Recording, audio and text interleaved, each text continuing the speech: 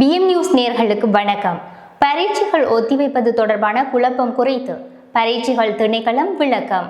2026ஆம் ஆண்டு நடைபெறவுள்ள 5ஆம் ஆண்டு புலமை பரிசில் காபோத சாதாரண தர பரீட்சைகளை ஒத்திவைப்பது குறித்து பரீட்சைகள் திணைக்களம் எந்த முடிவையும் இதுவரை எடுக்கவில்லை என பரீட்சைகள் ஆணையாளர் நாயகம் AKS இந்திகா குமாரி லியானகே தெரிவித்துள்ளார். இது குறித்து ஊடகங்களுக்கு எழுப்பிய கேள்விகளுக்கு பதிலளிக்கும் போது அவர் இதனை தெரிவித்துள்ளார். தற்போது நிலவும் சூழ்நிலைகள் காரணமாக பரீட்சைகள் ஒத்திவைக்கப்படலாம் என்ற கருத்து மாணவர்களிடையே நிலவுகின்றது. ஆனால் பரீட்சைகள் திணைக்களம் அதுபோன்ற எந்த முடிவையும் எடுக்கவில்லை. இதனால் ஏற்கனவே அறிவிக்கப்பட்ட திகதிகளில் பரீட்சைகளை எதிர்கொள்ள மாணவர்கள் தயாராக வேண்டும் என அவர் குறிப்பிட்டுள்ளார்.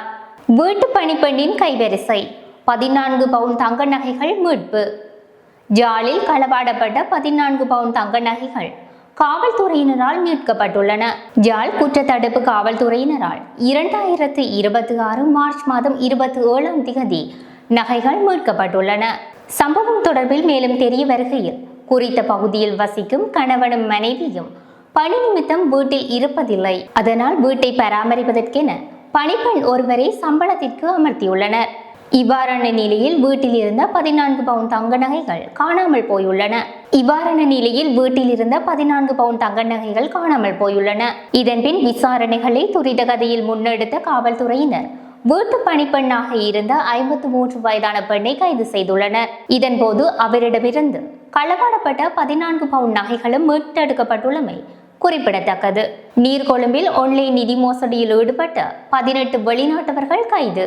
இலங்கையில் தங்கியிருந்து இணையதளம் ஊடாக முன்னெடுக்கப்பட்ட பாரிய நிதி மோசடி தொடர்பாக 16 சீன பிரஜைகள் மற்றும் 2 கம்போடிய பிரஜைகள் உட்பட 18 பேர் நீர்கொழும்பில் கைது செய்யப்பட்டுள்ளனர்.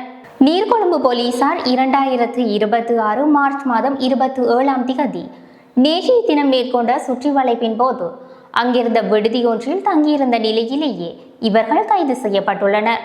சந்தேக நபர்களிடமிருந்து மோசடிக்கு பயன்படுத்தப்பட்ட பெருமளவிலான கணனிகள், மடிக்கணனிகள் மற்றும் அது சார்ந்த இலத்திரனியல் உபகரணங்களை போலீசார் கைப்பற்றியுள்ளனர்.